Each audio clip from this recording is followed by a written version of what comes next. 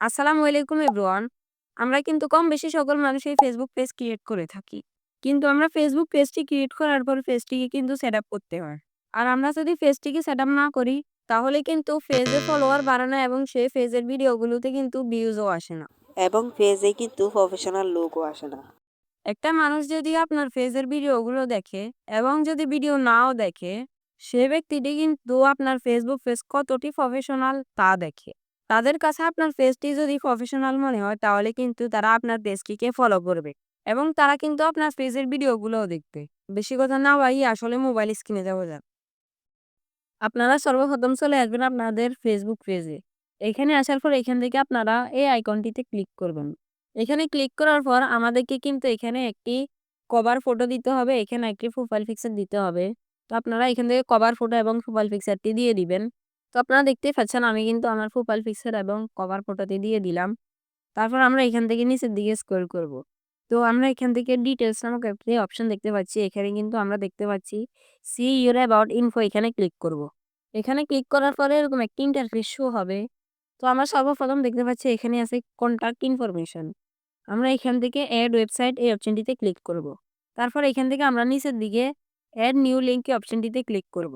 তারপরে এখান থেকে আমরা যদি আমাদের নিজস্ব কোনো ওয়েবসাইট থাকে আমরা এখান থেকে ওয়েবসাইট দিয়ে দিব। যদি ওয়েবসাইট না থাকে আমরা এখান থেকে Instagram, TikTok, YouTube সহ সকল কিছুই কিন্তু এখানে রয়েছে। আপনারা যেটি ইচ্ছে দিয়ে দিবেন। তো আমি এখান থেকে YouTube সিলেক্ট করলাম।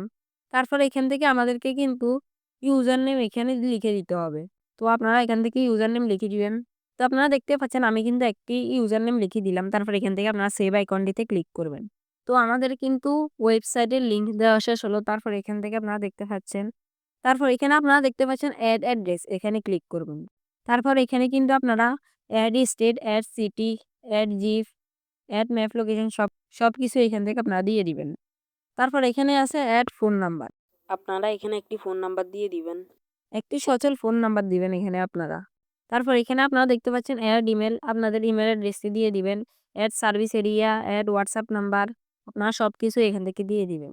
তারপর এখানে দেখছেন আপনারা ওয়ার্কের জায়গায় এড ওয়ার্ক এক্সপেরিয়েন্স, এটি কিন্তু এখান থেকে দিয়ে দিবেন। তারপর এখানে আপনারা দেখতে পাচ্ছেন এড কলেজ দিয়ে দিবেন, এড হাই স্কুল এগুলো দিয়ে দিবেন।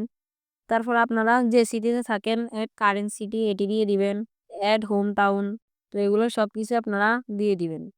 তারপর এখানে আর বেশি কিছু করার নাই। এখানে আপনারা দেখতে পাচ্ছেন add pronouns, add language, add price range, আপনারা এগুলো দেওয়ার চেষ্টা করবেন। তারপর আপনারা নিচের দিকে স্ক্রল করবেন। তো তারপর এখান থেকে আপনারা এখান থেকে live event, music, family member সহ আপনারা সবকিছু এখান থেকে দিয়ে দিবেন।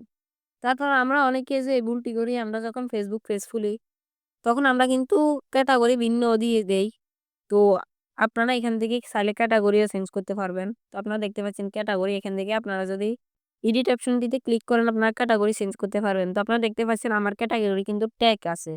আপনারা এখানে ক্লিক করে ক্যাটাগরি এরকম করে চেঞ্জ করে দিতে পারবেন। আপনারা ক্যাটাগরিটি এখানে রেখে দিবেন। এরকম করে সকল প্রসেসটি শেষ করার পর আপনাদের এখানে কিন্তু হেলথ ফায়ার থেকে গুড চলে আসবে। মানে এখানে আপনাদের ফেসবুক পেজটি সেটআপ সম্পূর্ণ হয়ে যাবে। আজকের ভিডিওটি এ পর্যন্তই। আপনি যদি আমার চ্যানেল বা পেজের নতুন দর্শক হয়ে থাকেন তাহলে চ্যানেল অথবা পেজটিকে ফলো করে দিবেন। প্রতিদিনের মতো আমি বিদায় নিচ্ছি। সৌরভ ভালো থাকুন, সুস্থ থাকুন। আল্লাহ হাফেজ।